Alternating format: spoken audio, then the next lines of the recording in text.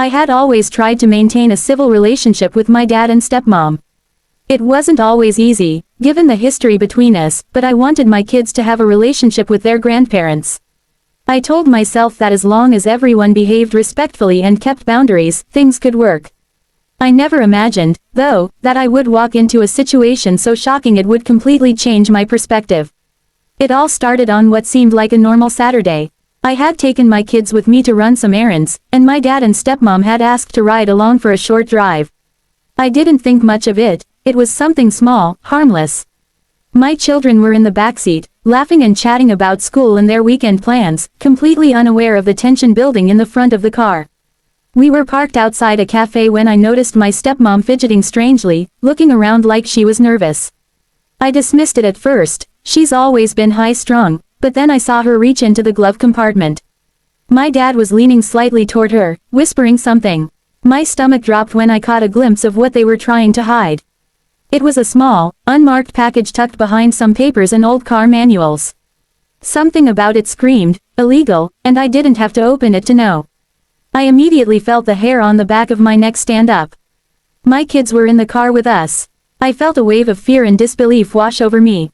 How could my own dad and stepmom think it was okay to involve me, my car, and, worst of all, my children in something illegal? The thought made my blood boil. I had raised my kids to understand right from wrong, to respect the law, and here were two people who were supposed to be family, breaking every boundary imaginable. I tried to stay calm. I told them to stop what they were doing and to explain themselves, but they laughed it off and tried to deflect, claiming it was nothing serious. I could see the panic in my stepmom's eyes when she realized I wasn't buying her act. My dad, on the other hand, tried to guilt-trip me, saying I was overreacting and making a scene. But the truth was staring me in the face, and I couldn't pretend it wasn't there. My children were oblivious at first, still laughing and asking questions about when we'd stop for ice cream. But I couldn't let them be around this. I quickly turned the car around and drove straight home, my mind racing. I felt a combination of anger, betrayal, and fear. Anger at their audacity, betrayal because my own family had broken my trust, and fear for what could have happened if my kids had touched that package or if the situation had escalated further. That night, I sat down and had a long, hard conversation with myself. I realized I couldn't allow this behavior to continue, not for my sake, and certainly not for my children's. I didn't need the drama, the manipulation, or the risk of legal trouble hanging over our heads. The line had been crossed, and there was no coming back. I made the decision then and there. I was cutting ties. Completely. No calls, no visits, no casual interactions. For the first time in years, I understood what it truly meant to protect myself and my kids. The next day, I informed my dad and stepmom that I was done. I didn't sugarcoat it. I told them I would no longer be allowing them into my life or my children's lives because of what they had done. The reactions were predictably dramatic. They tried to manipulate me, cry, argue, but I stood firm. For the first time, I felt a sense of empowerment. I wasn't a pushover anymore, and I wasn't going to allow anyone, even family, to compromise my safety or my morals. Since then, life has been calmer. My children are safer, my mental health is better, and I've learned a crucial lesson about boundaries and self-respect. Family doesn't just mean shared blood, it means trust, integrity, and care. Once those things are broken, there's no going back. I won't lie, it's still painful to realize that my dad and stepmom could stoop to such a level, but I've finally prioritized what matters most, protecting my kids and living honestly. Walking away was hard, but it was necessary. And this time, for good. I won't allow anyone's actions to put my children or myself at risk again. Sometimes, the most loving thing you can do is to walk away, even if it's from your own family. And as I look back, I know I made the right choice. My family may not be perfect, and they may not always act morally, but my priority has always been, and will always be, my children's safety and my own peace of mind. Never thought I would have to question my own family's integrity in such a personal and frightening way. My dad and stepmom had always seemed like ordinary people with ordinary lives, but the moment I discovered what they had hidden in my car, everything changed. That day remains vivid in my mind. Not because of anything dramatic happening to me personally, but because my children were there, completely unaware of the danger that had been placed in their environment by the people who were supposed to care for them. It began like any other weekend. I had picked up my kids and planned to take them to a local park, something small and fun, when my dad and stepmom insisted on riding along. I figured it was harmless. I wanted my kids to maintain a connection with them, despite the complicated history. The drive started off normal enough, light chatter, laughter from the backseat, and my stepmom commenting on trivial things she noticed outside the car window. Then, out of nowhere, something felt off. My stepmom kept glancing nervously toward the glove compartment. My dad, usually composed, seemed unusually tense. My gut told me something was wrong. Before I could react, I noticed my stepmom slip something into the space behind the car seat. My heart froze. I leaned over and saw a small, tightly wrapped package, clearly hidden from view.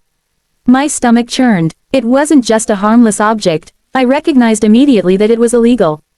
The immediate thought that went through my mind was panic. My kids were right there in the backseat. How could they be exposed to something so dangerous without even knowing it? My trust had been completely shattered. The people I had allowed into my life, people I had tried to keep my children close to, had crossed every imaginable line. My voice shook as I demanded an explanation, but they laughed it off and tried to play it down. My dad told me I was overreacting, and my stepmom attempted to convince me it was nothing to worry about. But I wasn't fooling myself. I knew exactly what it was and the implications it carried. I realized that if I allowed them any access to me or my children again, the consequences could be catastrophic. I had always wanted my kids to know their grandparents, but I would never put them in harm's way for the sake of appearances or family obligations. This was a moment of reckoning for me. I had to act immediately to protect my children and myself. I made a snap decision. I drove us straight home, ignoring their protests and attempts to control the situation. My kids, blissfully unaware, continued their chatter, but I was hyper-focused on getting them out of danger. Once we were home, I secured the vehicle and made sure that the package was completely removed from any possibility of contact. My hands were shaking, my mind racing, and my heart a mix of anger and disbelief. That night, I sat in silence, replaying the events in my mind. I thought about how long I had tolerated minor disrespect and manipulation, thinking that family meant compromise. But this was beyond anything I could have tolerated. It wasn't just about trust, it was about safety, legality, and morality. Allowing my dad and stepmom any access to my life after this would have been reckless. I realized that sometimes the most difficult decisions are the ones that involve your own family, but sometimes they are necessary.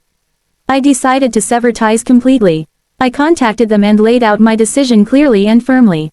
There would be no more visits, no casual calls, and certainly no interaction with my children. I made it clear that this was not negotiable. They tried to manipulate me, appeal to my emotions, and even guilt me into reconsidering. But I stood firm. For years, I had put the feelings of others ahead of my own judgment, trying to maintain peace and connection, but this time I refused to compromise. Since cutting them off, life has been more peaceful than I could have imagined. The absence of manipulation, deceit, and fear has created a space for me to focus on what truly matters, my children and my own well-being. I've learned that family isn't defined solely by blood, it's defined by trust, respect, and shared values. When those elements are missing, you have to make the difficult choice to protect yourself and those you love most. It hasn't been easy emotionally. Cutting off family members is painful, and there are moments when the absence feels like a loss. But I keep reminding myself why I did it. My children are safer, I am safer, and the weight of constant worry has lifted. I've reclaimed control over my life and set boundaries that cannot be crossed. For the first time in years, I feel empowered rather than constrained by family dynamics. Looking back, I realize that this decision was not just necessary but liberating. I no longer have to worry about hidden dangers, illegal activity, or moral compromises lurking in my life. I've learned that self-respect and protection of loved ones sometimes mean walking away from the people who should have been your protectors. My dad and stepmom made their choices, and I made mine. For the first time, my family, my children, are safe, and I have peace of mind. I know that cutting them off was the right choice, and this time, it is truly for good.